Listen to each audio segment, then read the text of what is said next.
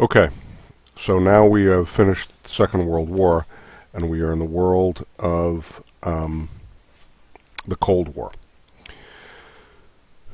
The Cold War really begins as the Second World War is ending. As you remember, the United States and Britain on one side, along with France, Belgium, and some of the other allies who were less important, fought the Nazi Germany, and the Soviet Union on the other side. So, as you can see from this map, I know it's a little bit confusing, but this is what's called the line of contact. So the Soviet army had moved into Germany from this side, and so through Poland, Czechoslovakia, Austria, and Hungary down here. The United States Army and the British Army had moved in from this side, and so through Belgium and France, around Switzerland really, and into Germany. The Russians were permitted to take Berlin because they had suffered so tremendously during the war. They lost huge amounts of their population. The strategic decision was made at the highest political levels to let the Russians have the honor, the privilege, however you want to put it, of being the ones to actually capture Berlin. So this was the line here that separated the two armies. So you can see all of what would become West Germany was held by, or almost all what would become West Germany was held by the Americans. What would become East Germany was held by the Russians, but they also had Poland. They were in Czechoslovakia, Hungary, as I said, Austria, and sort of in parts of Yugoslavia, although that got a bit The world was clearly divided now as us versus them. No longer allies as we had been during the war. Everybody knew that that alliance during the war was a marriage of convenience. It wasn't going to last. Churchill, for instance, really, really hated Stalin personally and as a dictator, and really hated communism. Roosevelt didn't like Stalin and didn't trust Stalin. Truman had no particular love for him, but was not as skilled, perhaps, as Roosevelt in handling Stalin. So it was clear at the end of the war that this was all going to break up, despite the fact that the Second World War ends with the creation of the United Nations, the UN. The UN, really didn't fix that gap. In fact, I should just mention, the United Nations has two main bodies. A body called the General Assembly, of which every nation is a member, and every member nation gets a vote. And even though it's the biggest body chamber in the United Nations, it's really in some ways the least important. The second chamber body within the United Nations, and the one that really does its work, is the Security Council. And here's a quick look at it. The Security Council, as you see, first of all, the Security Council is really the workhorse of the United Nations. This is the body that meets by far the most often. This is the one that actually takes action when there is an international crisis. The General Assembly is a nice ceremonial kind of meeting, but it doesn't actually do a lot. The Security Council is really where the work is done. And as you see, it has 15 members. The members, 10 of the members are elected for 2-year terms. So those are the countries that are elected for 2-year terms. This is a little bit outdated here, of course, but you get the idea. And the General Assembly, picks them, and they kind of rotate around. But right from the beginning, right from when the UN was founded, written into the Charter is that the Security Council will have 5 permanent members who never change: Britain, France, and the United States, Soviet Union, which is now Russia, and China. They have the right to veto. So even if 14 members of the Security Council vote in favor of something, if the United States or Russia vetoes it, it doesn't happen. The UN, was built on compromises. It does not have a great deal of real coercive power. It really is what authority it has is sort of moral authority, internationally embarrassing people who don't comply with it, which is not a heck of a lot. So even though, again, everybody showed up for the United Nations meetings in San Francisco and in Lake Success, New York, and in Queens, and everybody had high hopes for the United Nations, and the United States entered the United Nations as it didn't with the League of Nations, in part because the UN did not have the kind of authority the League of Nations had, so it was not an attack on American sovereignty. And even though everybody talked a good line about the hope for the future, in fact, everybody knew that the world was being divided between the free world, Britain, the United States, France, and other nations, and the communist world. At that time, primarily the Soviet Union, and later China would become part of that. Okay, so not only was the world divided, but we also knew that the world was dangerous. We had exploded the first atomic bomb. The Germans, at the end of the Second World War, toward the end of the Second World War, had unleashed a number of weapons. This is important to note, called the V weapons. I don't know what you did in Euro or Global about this, but I mentioned them to you. The V1 and the V2. German for, well, I won't give you the German for, but it meant in German vengeance weapons. They were rockets, missiles, that could be launched from Europe, from mainland Europe, and hit England. They were actually used to blitz London. So the Germans had developed ballistic missiles. These are missiles that go straight up in the air and then make a parabolic arc and come down with a warhead on them. They were the first such missiles in history. Until World War II, rockets, such as they were restricted to a few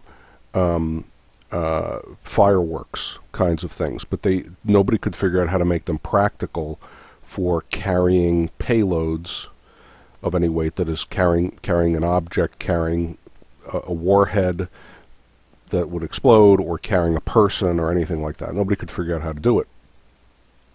The Germans had worked very hard on this, and starring a guy named Werner von Braun and Willy Ley, had developed this rocket technology.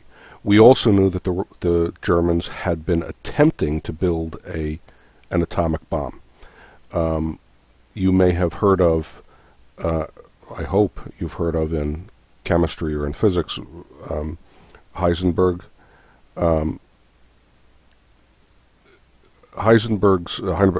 uncertainty principle. I'll pretend for a minute that you remember what that is. Heisenberg was a great physicist who was put to work by the Germans to build an atomic weapon.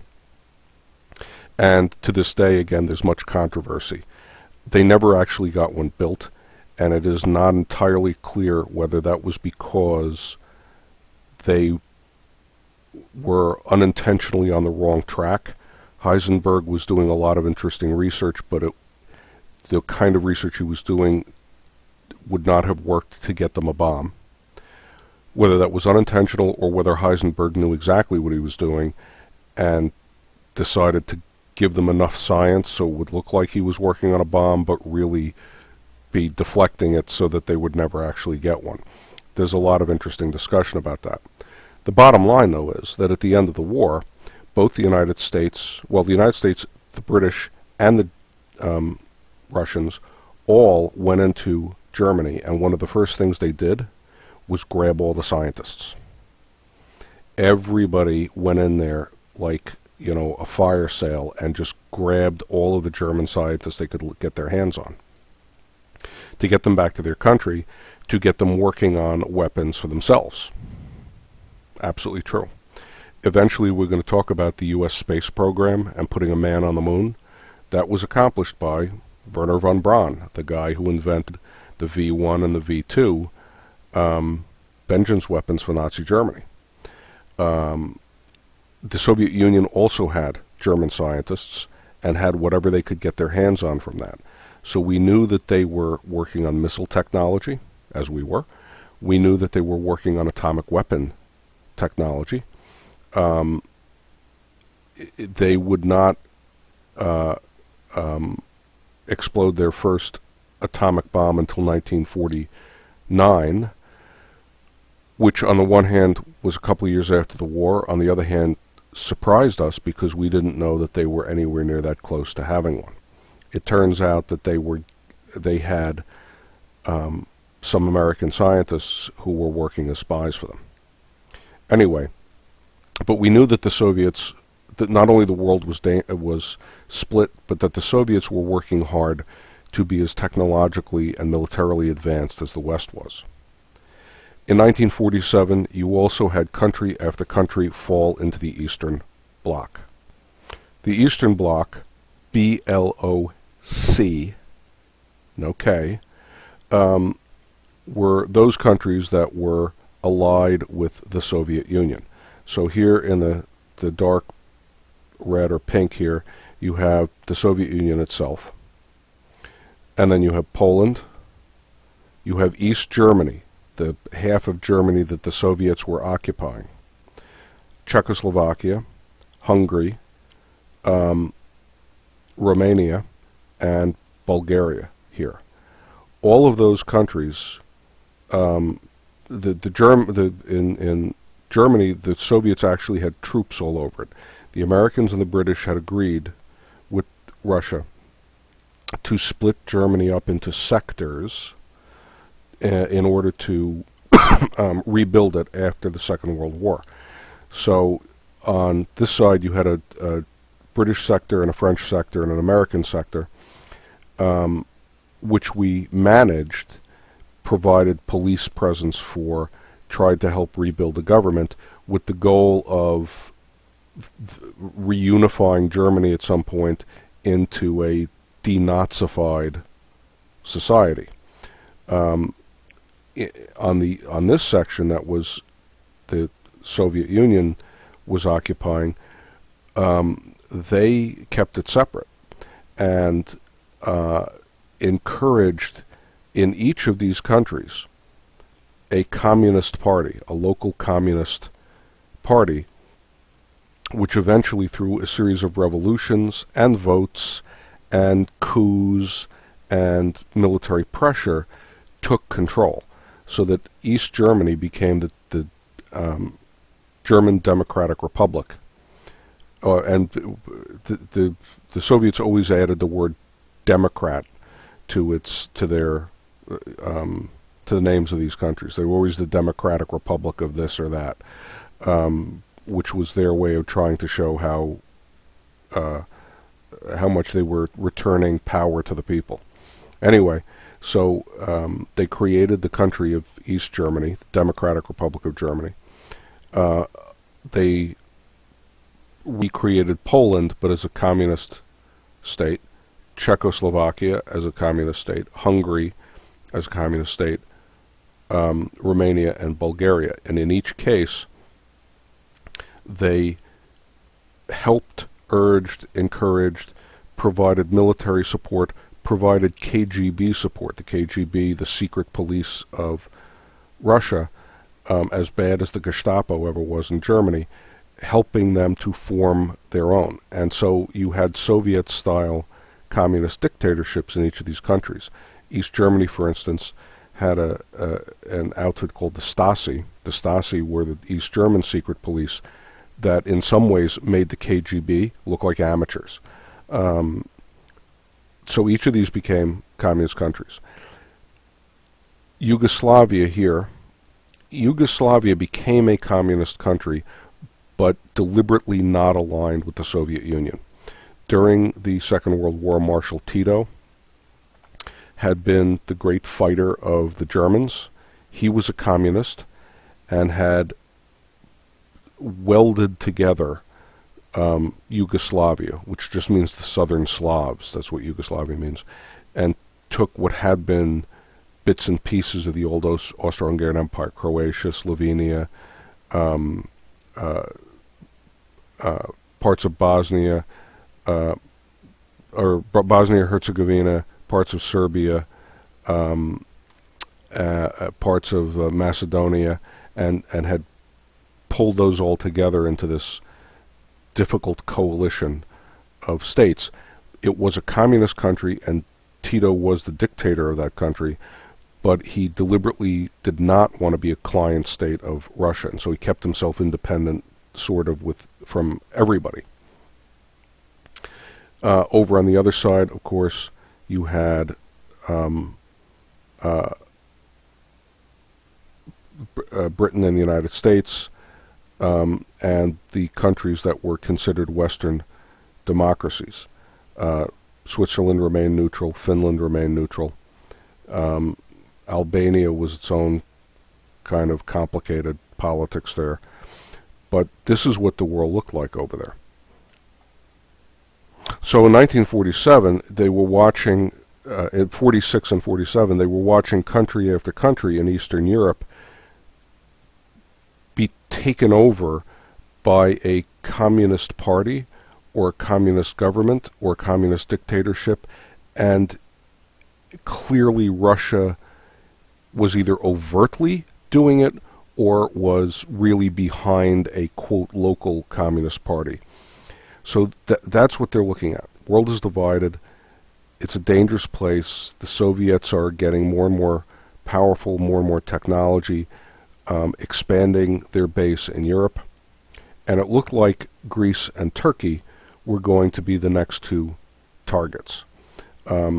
Greece would have given them, both Greece and Turkey would have given them ways into the Mediterranean Sea, and would have given them ways into the Middle East and connections to all of the oil-rich countries like Iraq, Iran, and Saudi Arabia. And so, you know, that was viewed, not only were they taking over these countries, but it was also a very dangerous strategic move for the rest of the world if they did. We also have to remember, and I'm not trying to be too crazy paranoid about this, but this is true. The avowed purpose of communism is to be worldwide. The great hymn of communism as a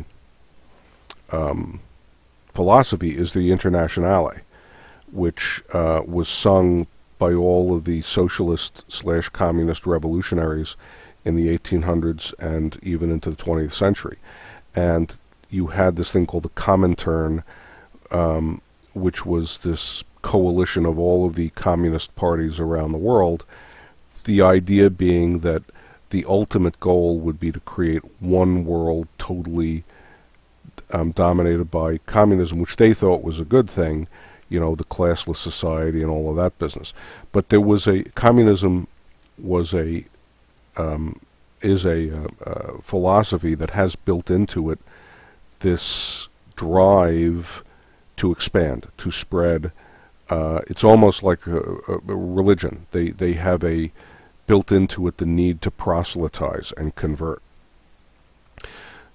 So the idea that, well, Russia would sit at home and just be happy to be Russia and build itself internally and leave it at that was, you know, everybody knew was not going to happen. So that's the world we're in, with Truman as president, as you get right into the post-war era. You have the Iron Curtain speech in 1946. This is Winston Churchill. Winston Churchill was invited to the United States to receive an honorary degree. He went to a little school that's been, it's otherwise pretty well forgotten, called Westminster College, which is in Fulton, Missouri. And so he's invited to come in March of 46. He's out as Prime Minister of England, but he's still the great Winston Churchill and a world leader, and everybody wanted to get their hands on him, and he was the hero of the war and all that. So he goes down to Fulton, and after he receives his degree, he gives this speech and uses it as the opportunity to drop this,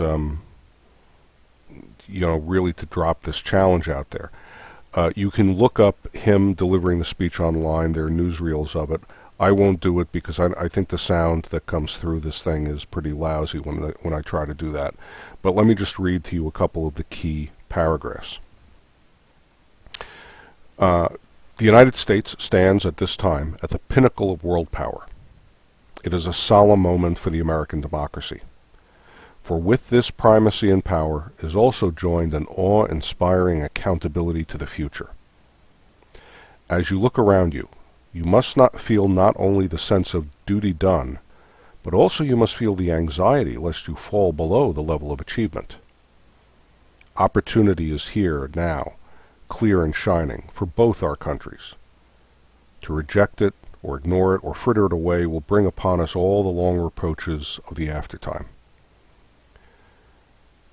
It is necessary that constancy of mind, persistency of purpose, and the grand simplicity of decision shall rule and guide the conduct of the English-speaking peoples in peace as they did in war. Now, let me just point out there, so far, what is he doing? He's appealing to the solidarity of the English-speaking peoples. That's you and me, England and America, we're in this together. And second, Churchill was no dummy. He knew American history and was trying to coax Americans out of falling back into isolationism. Now is not the time to go back into that tradition of American isolationism, is what he's hinting at here. Now we need you participating in the world stage more than ever. Okay, he goes on. I have a strong admiration and regard for the valiant Russian people and for my wartime comrade, Marshal Stalin. Okay, that line, by the way, drips with sarcasm, I think. There's a deep sympathy and a goodwill in Britain, and I doubt not here also, toward the peoples of all the Russias, and a resolve to persevere through many differences and rebuffs in establishing lasting friendships. Okay, here it comes. It is my duty, however, to place before you certain facts about the present position in Europe.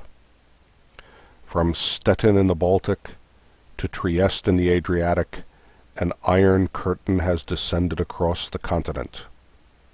That's the most famous line of this speech.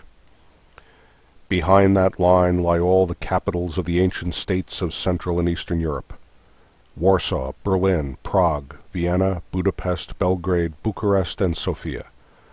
All these famous cities and the populations around them lie in what I must call the Soviet sphere, and all are subject in one form or another not only to Soviet influence, but to a very high and in some cases increasing measure of control from Moscow. Okay, so that phrase, the Iron Curtain, comes from this speech, from Stettin in the Baltic to Trieste in the Adriatic. He's drawing a line across that's defining Eastern Europe, and this was exactly what he was exactly on target. I skipped down a bit in it. Except in the British Commonwealth and in the United States, where communism is in its infancy, the communist parties or fifth columns constitute a growing challenge and peril to Christian civilization. The outlook is also anxious in the Far East, and especially in Manchuria. The agreement which was made at Yalta, to which I was a party, was extremely favorable to Soviet Russia, but it was made at a time when no one could say that the German war might not extend all through the summer and autumn of 1945. I repulse the idea that a new war is inevitable, still more that it is imminent. So, what's he saying? We got problems. The communists are on the march, and they're going to destroy Christian civilization. And we got problems in the Far East, too. You already had the rumblings there, in Churchill's estimation, of the Russians taking over Manchuria, going into Korea, and I think he may be thinking about what happens if China goes communist from the revolution that's taking place there at the time.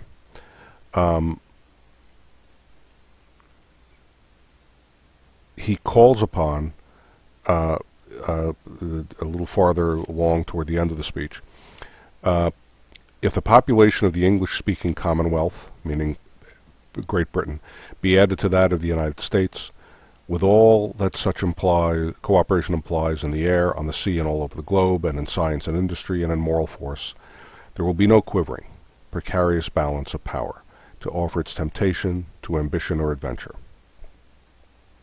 On the contrary, there will be an overwhelming assurance of security. So what's he talking about? If the United States and the British Empire get together, we can hold back the Russians from their march to power. Which then gets us to George F. Kennan. George F. Kennan was probably the leading expert on the Soviet Union and Russian history and Russian politics in the United States in the 1940s. He wrote an article, which became then a series of articles and books, in which he called for containment of the Soviet Union. That is, let's keep them behind a certain line. Let's stop the spread of communism behind where it has already gone to. And our job in America is to sort of build a fence around the communist world and keep them inside it. George F. Kennan is an important figure. AP loves to ask questions about him. So you better know him and this principle of containment and the idea that he believed that this Cold War, there's no fighting, that's why it's the Cold War. He believed it would be a sort of ongoing constant factor for decades, and that the United States should adopt a policy of long-term, patient, but firm and vigilant containment. Those are his words. Long-term, patient, but firm and vigilant containment to block the Soviet Union from expanding their influence. Kennan was extremely influential in people's thinking, and certainly influential in Truman's thinking. And it became American policy. In March of '47, which is around the same time that Kennan's work is going to be published, Truman went to Congress to ask for $400 million. For what? For military aid to Greece and Turkey, these countries that there was fear that the Russians would try to infiltrate and take over as communist nations. While he was asking for that, this is a quote from Truman, important quote, key quote, "It must be the policy of the United States to support free peoples who are resisting attempted subjugation by armed minorities or by outside pressures." Armed minorities there, he means communist, small groups of communist revolutionaries that try to take over countries in a coup. Or by outside pressures, he means the Soviet Union. I believe that we must assist free peoples to work out their own destinies in their own ways. This is critical. Why? Because this is what's called the Truman Doctrine. Basically, that the United States, it's a reversal of all of that isolationism. Now he's saying the United States has an obligation, perhaps for our own self-interest, to be involved in everybody else's affairs. So you remember the Monroe Doctrine that sort of drew a line around the Western Hemisphere and said we won't allow the expansion of European power in Central and South America. Don't kick them out. Remember the Monroe Doctrine. Don't kick them out, but don't allow them to expand. Now the United States is saying we are going to extend that to communist influence around the world. So if there is communist influence in any country, anywhere in the world, the United States has an interest in getting involved there to push back. And willing to pony up money in military aid to do it. What interest did the United States have in Greece and Turkey? They're not adjacent to the United States. They're not in the Western Hemisphere. We had some, but not huge commercial interests in there. The reason we want to hold them is because we want to hold the Soviet Union back inside of its own fence. So the Truman Doctrine is an important reversal of American traditional policy. Rather than staying within our own borders and defending that, extending that to nearby Central and South America for our own interest to keep Europe out, which is the Monroe Doctrine. Now we've got this Truman Doctrine, where we will intervene anywhere in the world where Russia is trying to burst out of its fences. From that moment, 1947, until the Soviet Union finally fell apart in 1991, that was American foreign policy. The foreign policy of containment, to work around the world to push back and try to keep the Soviet Union inside of its spheres of influence. Sometimes we did that with military units. We'll talk about the Korean War, Vietnam War. Sometimes we did it with our attempts at influence. We'll talk about the Marshall Plan in a bit. Sometimes we tried to do that in clandestine, secret ways, using the CIA and spy organizations to foment anti-communist rallies and political movements secretly in countries. But that's the basic policy throughout the Cold War and up to 1991, that policy of containment. Important to know. Okay, so now let's talk about containment in action. This is General George C. Marshall.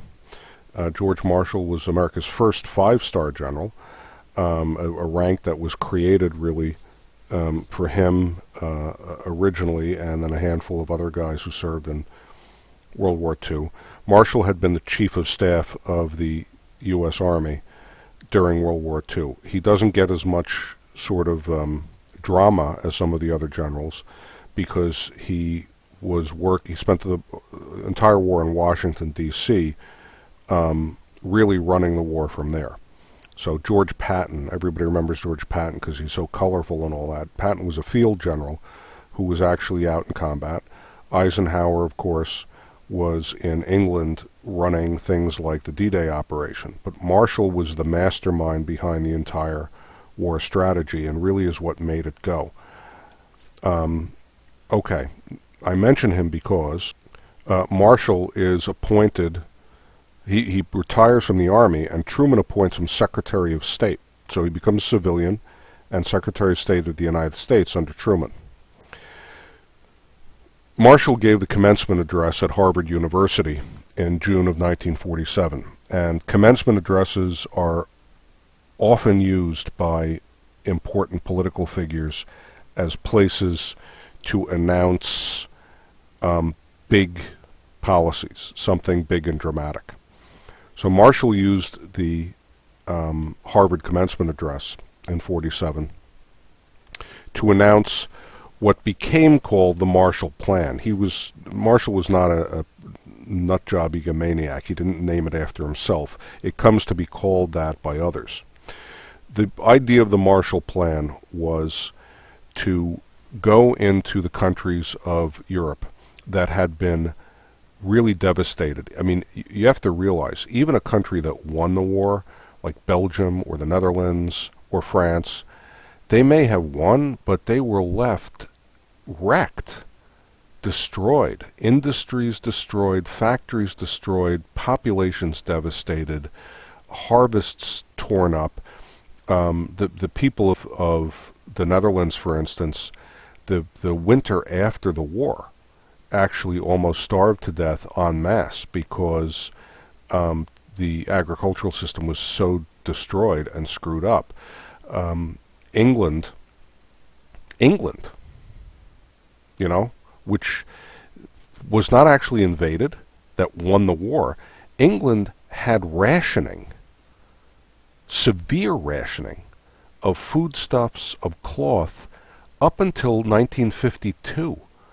I mean, it took them 7 years after the war for their economy to come back to the point where they didn't have to ration everything.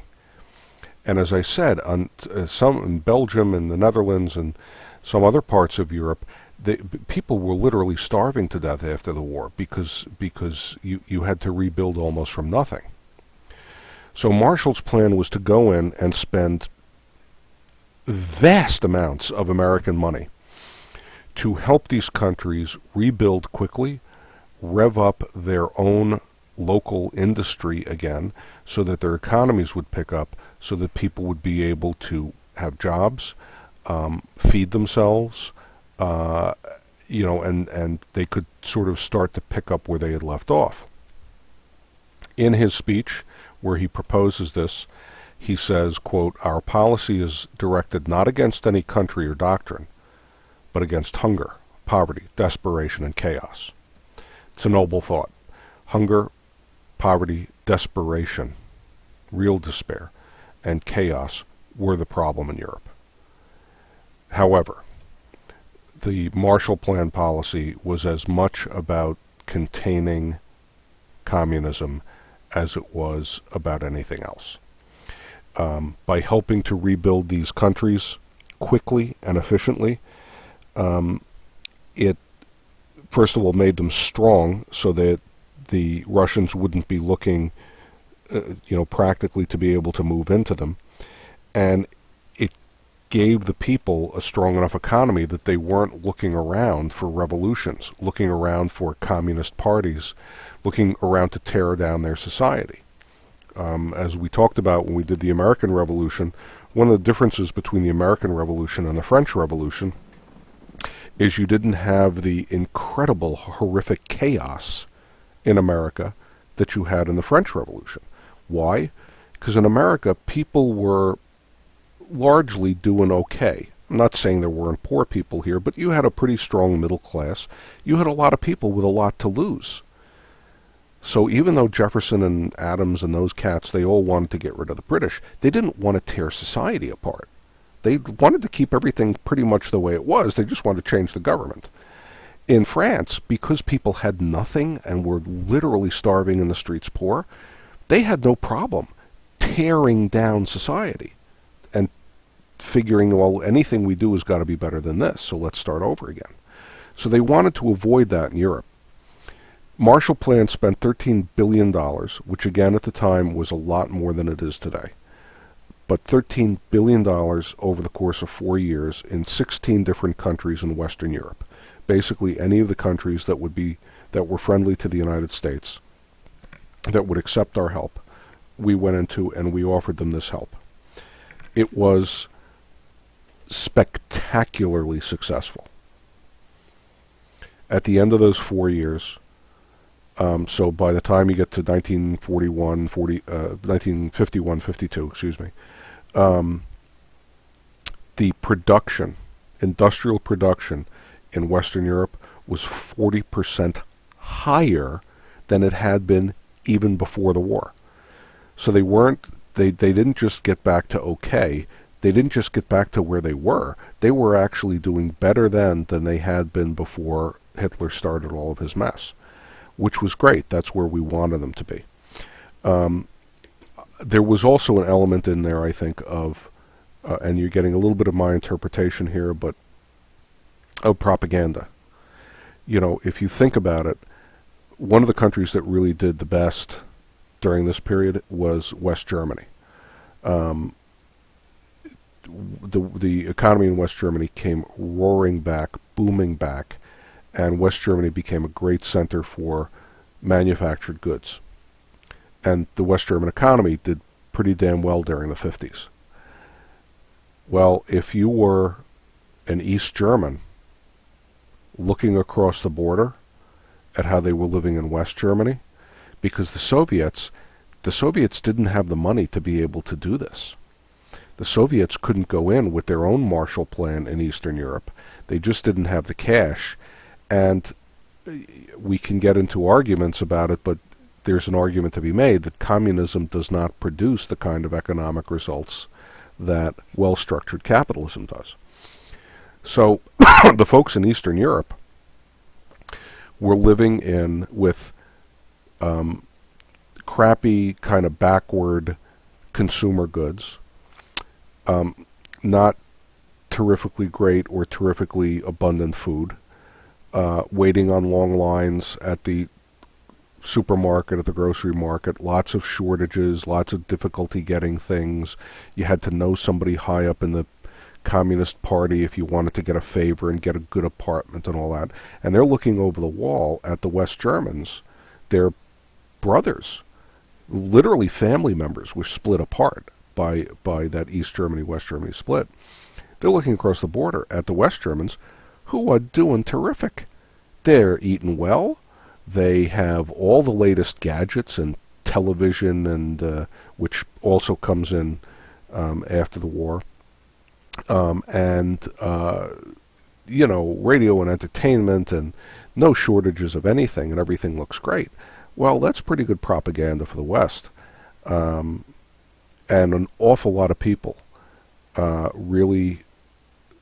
an awful lot of people are killed trying to sneak from East Germany, Hungary, and some of the other Eastern Bloc countries over to the West. A lot of people are injured. A lot of people take their lives in their hands to make that trip. So the Marshall Plan was was a great humanitarian thing. It really is one of those moments. You want an example of when government has worked? Government really worked in this case. Great humanitarian thing, but also part of that containment policy. Okay, so far we've seen that the basic policy from Truman on is containment. Part one of that, or the first element of that, was the Truman Doctrine. We are now out to defend the whole world from expansion of the Soviet Union. Second element of that, the Marshall Plan, which is this economic initiative, economic combat almost in Europe. Third part of this is NATO, which we still have with us today. North Atlantic Treaty Organization has its roots in the alliance between the United States and Great Britain during the Second World War. There was a thing called the North Atlantic Charter that Roosevelt and Churchill got together on, but really NATO is as a formal organization comes after the war. I should put in 1949. as a formal military alliance. It's the United States and Canada on one side of the Atlantic, Britain and 9 other European nations on the other side of the Atlantic, and that would include France, it would include Germany, Spain. These were all, and Germany was the most important of them in a certain sense, because it was a mutual aid society. The idea was that if any one of those countries was attacked, the other countries all agreed that they would join in the defense of that country. Well, who's going to attack the United States? You know, and who is going to bother attacking Canada? So what NATO was really about was the fear that the Soviet Union might someday decide to march into West Germany, or maybe Austria, which is on the border there, or something like that. And so these countries all pledged that if the Soviets ever moved, we will all jump in together. The Soviet answer to that was the Warsaw Pact. The Warsaw Pact was the military alliance that took in all of those Eastern European countries, Soviet Union, East Germany, Poland, Hungary, Romania, Bulgaria, Czechoslovakia, like that, where they formed the Eastern Bloc. Again, that's Bloc with a C, spell it right, where they also did this, and it kind of heated up the rhetoric between the two. You know, you have these two competing alliances. The only purpose of those alliances at the time were, you know, to aim guns, the Western gun at the Soviet Union, the Soviet gun at the West. NATO, by the way, still exists very much today. The United States is still very much part of it, although it is much more European-centric, Eurocentric now. When NATO started, it was really the United States and everybody else. NATO is now much more Western Europe and the United States. And it's less aimed at Russia now and more aimed at a lot of international threats that are out there. But the NATO alliance is an important part of the escalation now of the Cold War. Okay, the next phase of this containment issue in Europe, talked about Truman Doctrine, talked about Marshall Plan, talked about the NATO alliance, comes with the Berlin airlift. And just to briefly remind you of all of this, here was the situation. By 1948, we're now in 1948, so a couple years after the war, these were the spheres of influence. This is Germany as it exists today within all these borders and as it existed before the war. When the Allies defeated Germany, for administrative purposes, they broke it up into pieces. So the British took the northern part here, the Americans took the southern part here, the French took this part in the west here, and the Soviets took this section. And this is up by Denmark. This is all up by, this is the Rhineland down here. If you know anything about, I don't know if you know, this is Bavaria is down here. This is really Swabia and Baden over in this section. The Americans, the French, and the British, their attitude was always that they would be sort of overseeing this until such time as the Germans kind of could get their act together under Allied guidance and reestablish their country. The Soviets did not want that at all. The Soviets wanted to keep Germany partitioned to keep it weak. You know, there was a certain amount of vengeance factor in there and a certain amount of fear factor. In 1948, in June of 1948, the Americans, the French, and the British decided it's time to merge these areas again and turn them back into one country, which is called the Bundesrepublik Deutschland, the BRD, also known as the Federal Republic of Germany, because it was kind of organized a bit on similar lines to the United States. The United States did not impose this idea on Germany. Germany had always had very independent areas, but the country, the German Federal Republic, was and is divided into sort of the equivalent of states like we have in America that have a certain amount of self-governance to them, and then you have a central government that they all come together in. That's why it's called the Federal Republic of Germany. Anyway, they decide to merge these together into one country, and aren't we going to do that all over? And the Soviets said absolutely not, and refused to go along with this. Now, little problem. This is what we are going to call then, from here on out, West Germany. This is East Germany. But what do you have right here in the middle of East Germany? You have Berlin. The city of Berlin itself, which is the largest city in Germany, was also divided among the four powers. So you had the Soviets responsible for the eastern section, the Americans responsible down here, the British in the middle of the West, and the French up here. West Berlin was, the original idea was, well, let's put Germany back together again and Berlin as its capital. Russians said no, so the Americans said, well, we're going ahead with this anyway. So they invented West Germany, and then you have this little island in the middle of East Germany called West Berlin, because the Americans and the British and the French said, well, we're going to give our part of Berlin to this new West German government. So the Soviet Union decided to cut off West Berlin from the West. So this black part here is West Berlin.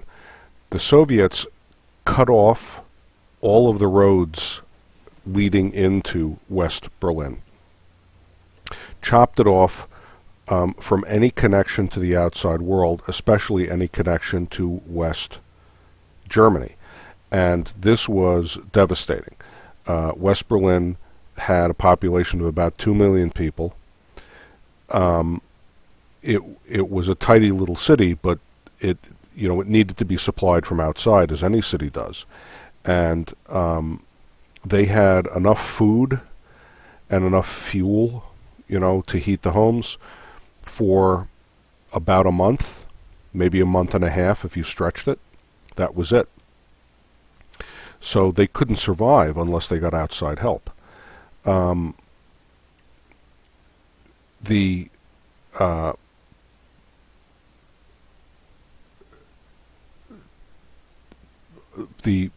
hope, I guess, that the Soviets had was that the West would simply withdraw, would turn over West Berlin to the Soviets so they'd have the whole of Berlin in their hands. But that would mean turning 2 million people over to what we considered at the time, and with some justification, a Soviet tyranny. Truman refused to go along with that.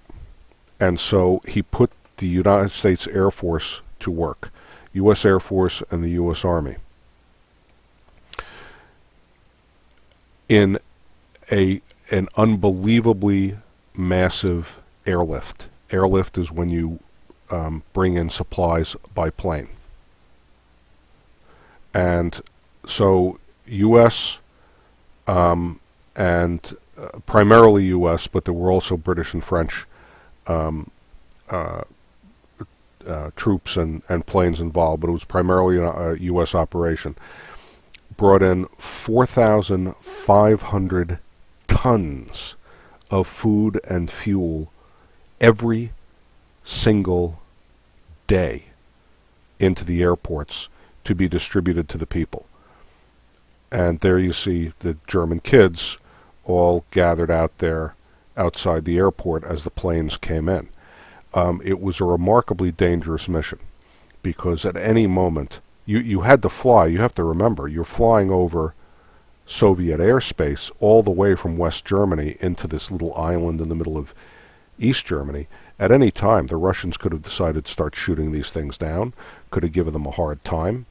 It was really a heroic act, and it was a big deal. It was a big propaganda deal on both sides. On the one hand, you had the Soviet Union. I mean, just on a propaganda level, how stupid to be literally starving out 2 million people in West Berlin. I mean, it's a cruel thing to do on a humanitarian level. You know, in a German winter, to be trying to deprive them of food and fuel. Because I should say, this started in June of 48 and lasted until May of 49. So it was almost a full year this went on for. To be starving these people out just seemed so cruel and stupid and vindictive. And on the American side, you couldn't ask for something better. This guy here, this is Hal Halvorson, who got a little bit famous. If you can, it's kind of hard to see what he's doing here. But you know what this is? This is a box of candy bars. And you see these things? These are little miniature parachutes. Halvorson got famous as Uncle Wiggly Wings among the German kids, because what he really did, and once he started to do it, a whole bunch of other pilots started to do it too. They would fly into Tempelhof Airport, which was the main airport in West Berlin. And as they came to the outskirts of it, there were always dozens and dozens of kids hanging around outside the airport waving as the planes came in. So he used to take candy bars, which were difficult to get. Chocolate was difficult to get in Europe during these rationing times, and would drop them with little parachutes down to the kids, just sort of, toss tons of them out the side of the aircraft as they came in. I mean, what could be, a greater propaganda victory for the Americans as nice guys and the mean Russians as terrible, awful anti-humanitarians than this? And I should point out, by the way, that Halvorson came up with this on his own. This was not something the American CIA dreamed up. He did this on his own, and then a bunch of other pilots started doing it too. But it sure didn't hurt the American cause. And the Germans on both sides of Berlin knew about this. This is for real. These little kids here playing, they're actually playing airlift, which became a little game with the kids, setting up a little model of Tempelhof Airport here, which I should show you actually. This is what the airlift transport planes actually looked like, all lined up. So the Berlin airlift was a major propaganda victory for the West, a major black eye for Germany, for Russia, excuse me, a huge help to the people in Germany, and it solidified that the Soviets gave up in May of 49, so almost a year later. Stalin he gave up and reopened the roads and the railways between West Germany and East Germany, so that they could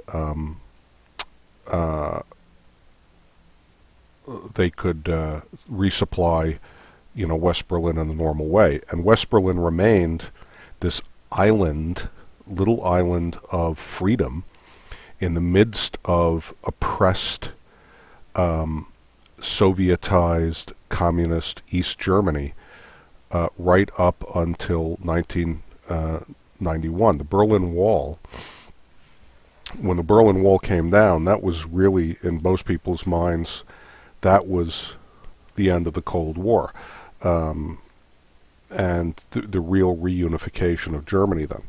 Anyway, the Berlin airlift, also part of this containment operation. We weren't going to let them take even that little piece of the world called West Berlin, and we won a big propaganda victory against them with it.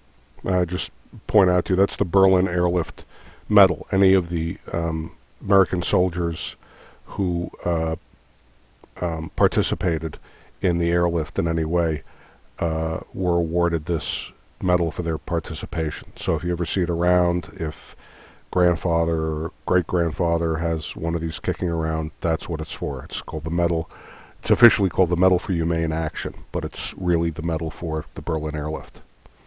Okay, so far we've talked about containment in Europe, and that's the Truman Doctrine, the Marshall Plan, NATO alliance, Berlin airlift. Let's talk about containment in Asia now. Start with Japan. Japan defeated at the end of the war, of course, as we talked about, and the Truman, you needed a government in Japan as much as you needed in Germany. You needed to rebuild the society from the ground up.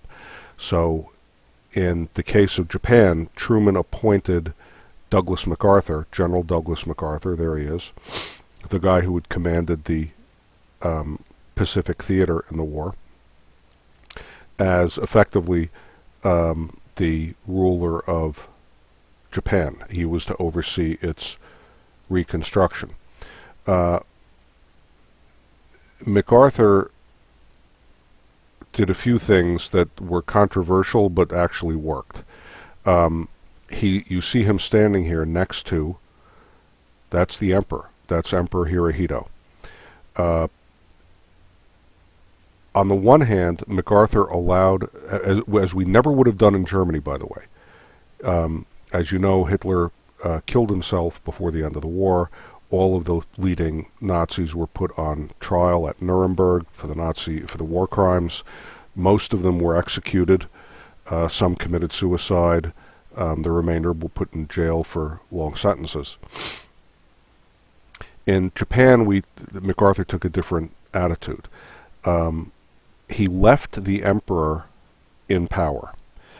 He understood the importance in Japanese society that he had to rebuild of the emperor. So he left the emperor in place as the emperor. However, he required that the emperor issue an official statement declaring himself to not be a god. And I hope that doesn't sound silly. That's built into Japanese society. It's built into the Shinto religion. So it was controversial that MacArthur forced the emperor into making this admission and sort of wrenching Japanese society. On the other hand, he did that, but allowed the emperor to stay in place, left the emperor as a figurehead, but imposed a new constitution on Japan that was a democratic constitution, democratically elected government. The Americans launched the equivalent of a Marshall Plan in Japan as well. U.S.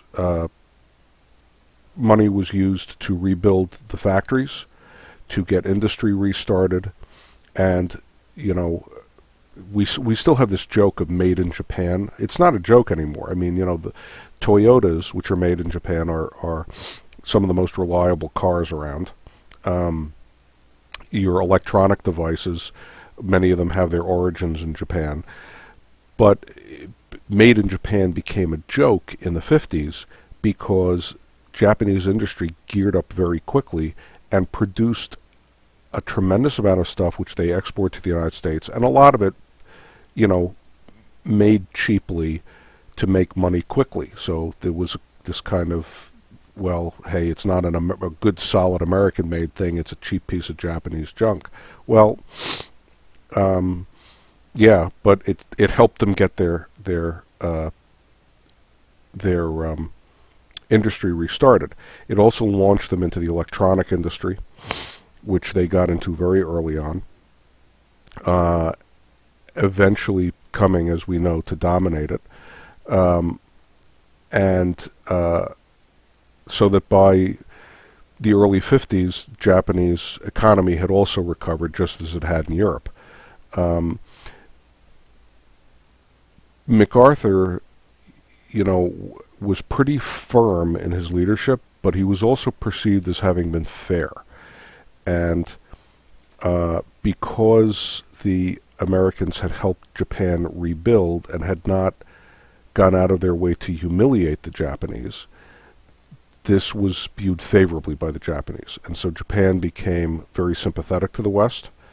You never really had a communist movement get any traction in Japan. There is technically a communist party there, but it has almost no members. There was never really any kind of sense of revolution that was going to go on there. In the meantime, we had the problem of China. As Japan defeated, end of the war, Japan withdraws from Korea, China, and Southeast Asia, what becomes Vietnam and Laos. China had been fighting the Japanese.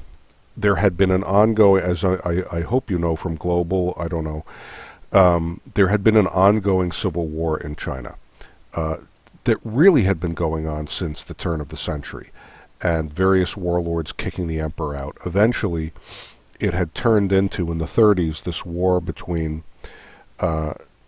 Chiang Kai-shek, Generalissimo Chiang Kai-shek, who was the head of the Republic of China, and Mao Zedong, who was the head of the Communist Party. That fight had been put on hold during World War II, while everybody kind of fought the Japanese. But as soon as the war was over, it heats up again. And the civil war in China really divides the country up. The United States came in massively on the side of Chiang Kai-shek. He was treated as a great hero in America, fighter against the communists, all part of that containment thing. But he was a lousy leader. He had terrible generals working for him. Things were just a mess. And in 1949, which I should point out is the same year that the Russians explode their first atomic bomb. So now we're terrified because now the Russians have one too. Same year that happens, Mao Zedong wins.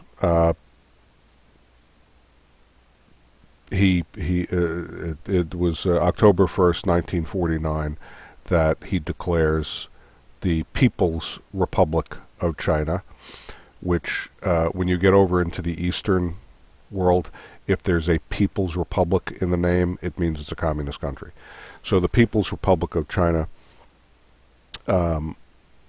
communist China, Chiang Kai-shek and whatever's left of his supporters go to Taiwan, which is an island about 100 miles off the coast of China.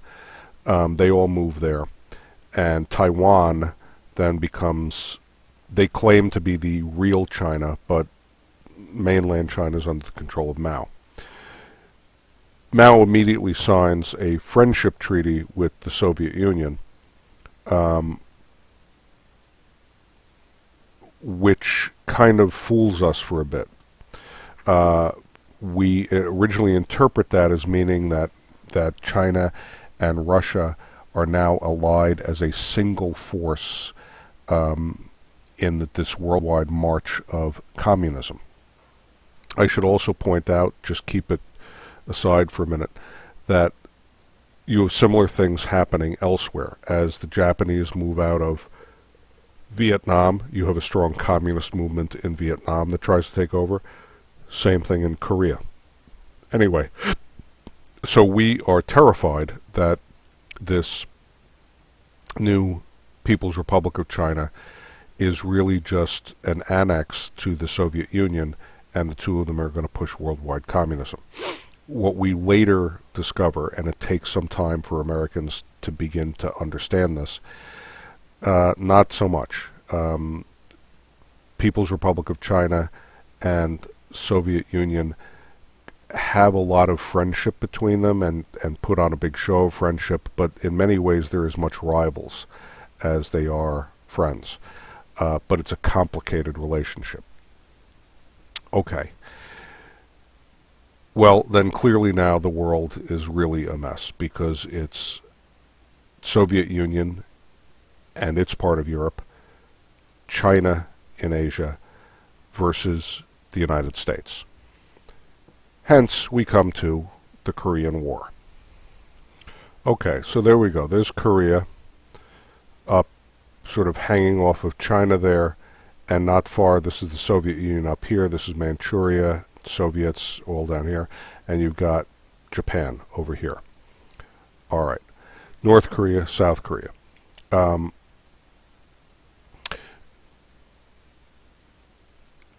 Korea had been conquered by the Japanese during the Second World War and treated pretty brutally.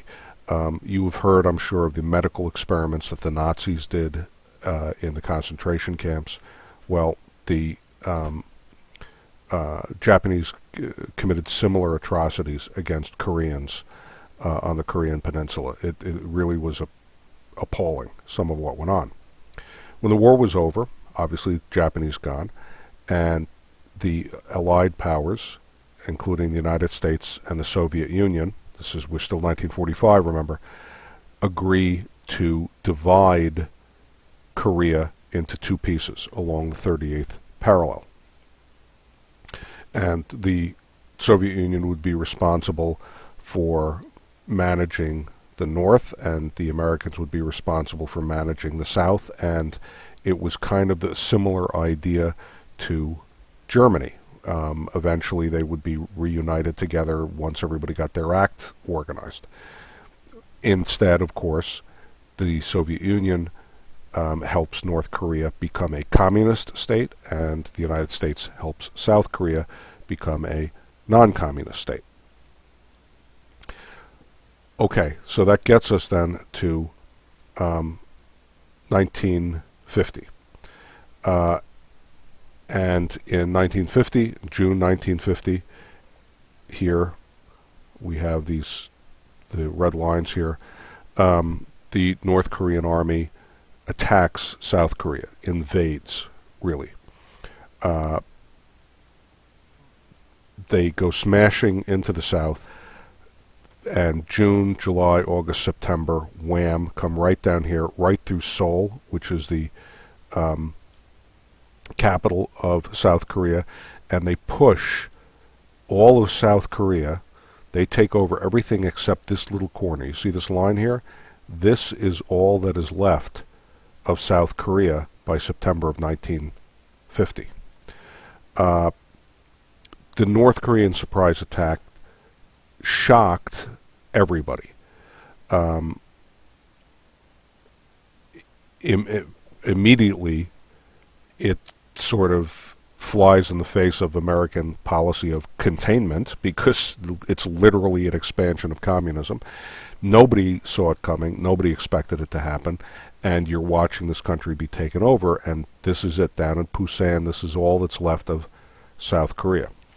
Truman calls for an emergency meeting of the United Nations, specifically the UN Security Council. Remember we talked about that before? They're the workhorse. So he calls a meeting of the UN Security Council. To try to get it to do something. The UN Security Council votes to condemn the invasion, and also votes to authorize the use of force under a United Nations flag to come to the aid of South Korea. So the UN says, okay, and you remember, this is 1950, so this is one of the very first big tests of the UN. The UN says, we're here to stop war, we're here to protect nations that are being the victims of aggression. South Korea is being aggressed against by North Korea, so member nations, we call on you to go to the aid of South Korea. Now, if you listen carefully to what I said that the permanent members of the UN have the right to veto an action by the Security Council. Soviet Union, permanent member of the Security Council. So they have a right to veto that action. So why didn't they? And the answer is, they weren't there. 5 permanent members of the Security Council: U.S., Britain, France, Soviet Union, and China. 1950. What's just happened? You just had the revolution in China. So who's the rightful government of China? Who gets to send a delegate to the UN? The United States, France, and Britain insist that it can only be Chiang Kai-shek, because he's the rightful government of China, even though at the moment he's sitting on the island of Taiwan because of this coup staged by Mao Zedong. The Soviet Union refuses to participate in the Security Council until Communist Mao Zedong is recognized as a legitimate government of China. So, when the Korean War breaks out, there is no Soviet ambassador at the Security Council because they're boycotting it. So the Security Council authorizes the use of force, and that's going to mean the United States. There were other countries there. The British sent troops to Korea, the French sent troops to Korea, a number of countries sent troops to Korea, but really the United States was the biggest group. And Truman sends Douglas MacArthur, again, the hero of the Second World War, the hero of Japan, in to solve the problem in South Korea. What do? Well, you have then the famous Incheon landing. MacArthur, instead of moving his troops into what's left of South Korea and pushing out in what's considered by some a brilliant tactical move, says forget it, takes his troops from Japan and lands them way up here, way up behind what were then the North Korean lines, and invades over there and pushes and pushes and pushes. By the time you get to 1953, the U.S. offensive, U.S. attack on Incheon, you bounced back and forth here, back and forth, back and forth. The line finally winds up here, so just above the 38th parallel. Excuse me. It's at that point that there is a truce called. Now, I want to point something else out, though. And watch the dates here.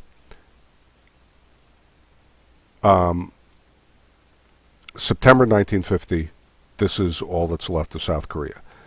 September 1950, MacArthur lands at Incheon, immediately pushes inland, and pushes way up north here, and pushes this far into North Korea. There he is. Wow. Conquering almost all of North Korea. MacArthur's plan was to reunite the entire Korean peninsula under one country. So not just take back South Korea, but conquer North Korea and turn it into one American client country. Okay. When he gets up this far, he starts to run into opposition, not from North Koreans, but from Chinese. The Chinese cross the border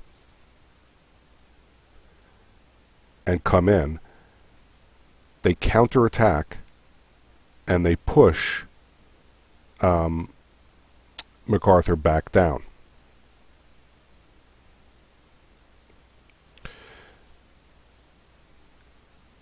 MacArthur is ready to go to war with China. Truman is not.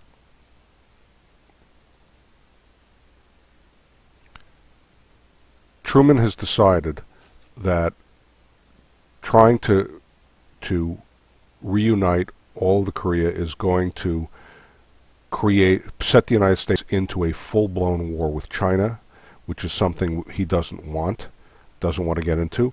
So he wants MacArthur to withdraw to the line, which is going to be the truce line, and call for a truce, and that's that. MacArthur publicly starts to criticize and question Truman's policy.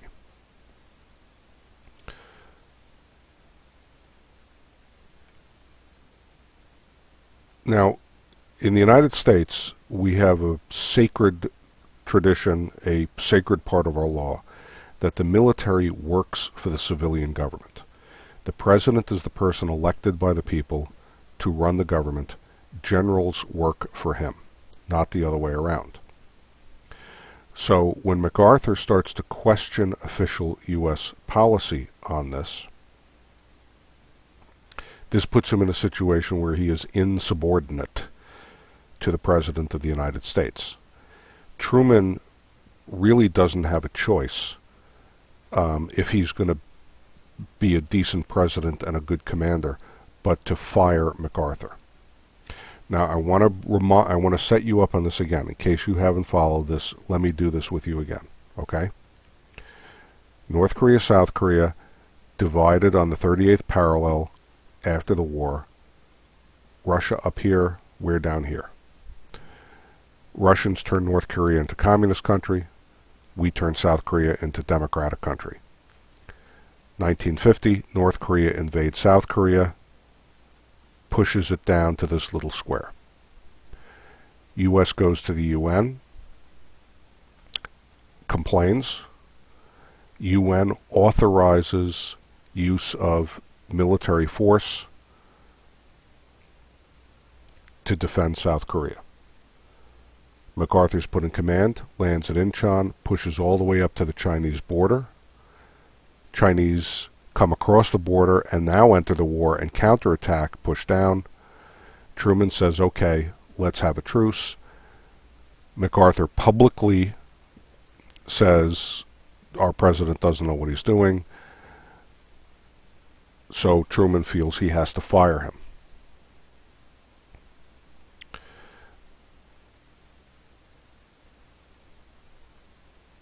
This created a political firestorm for Truman.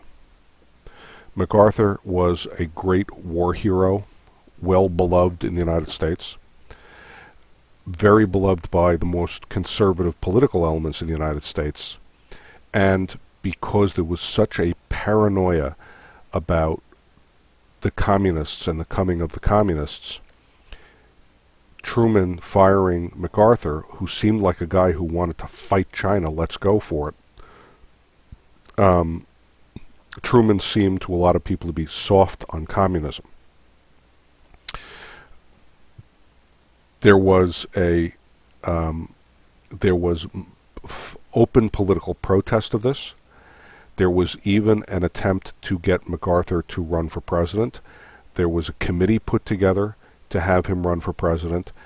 It winds up eventually fizzling because most people get the sense that we can't have generals in uniform questioning, criticizing the president.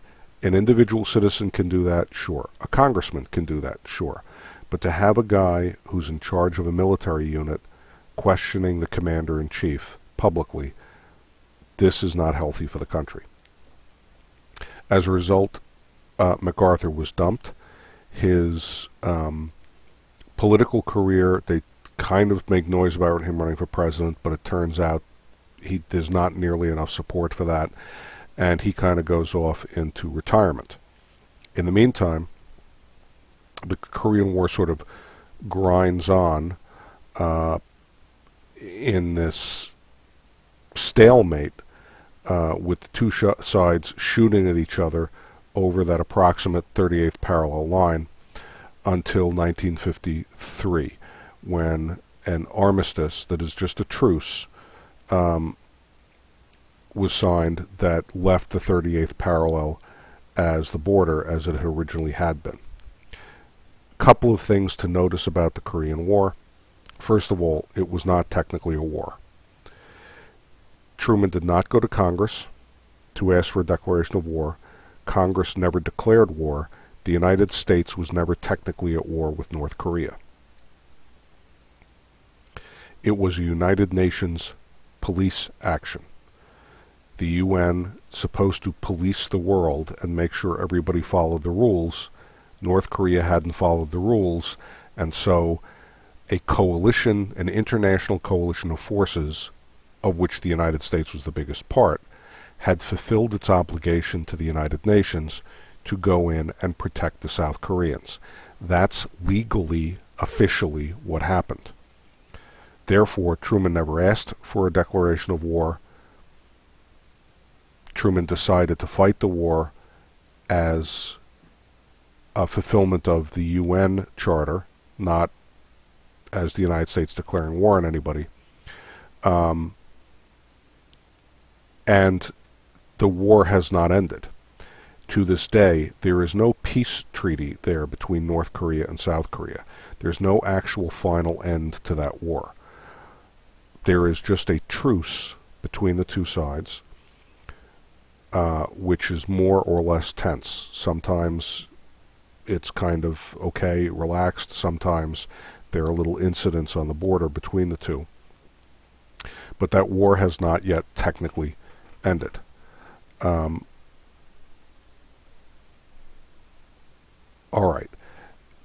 That's then going to get us into Eisenhower and like that. So I'm going to leave this at this point.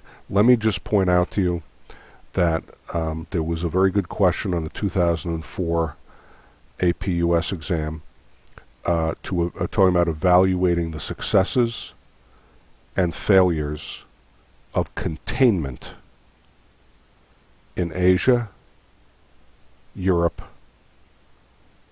Latin America, and the Middle East. Now, Latin America and the Middle East we'll get to later. But that's an interesting kind of question, and the sort of thing that they might ask,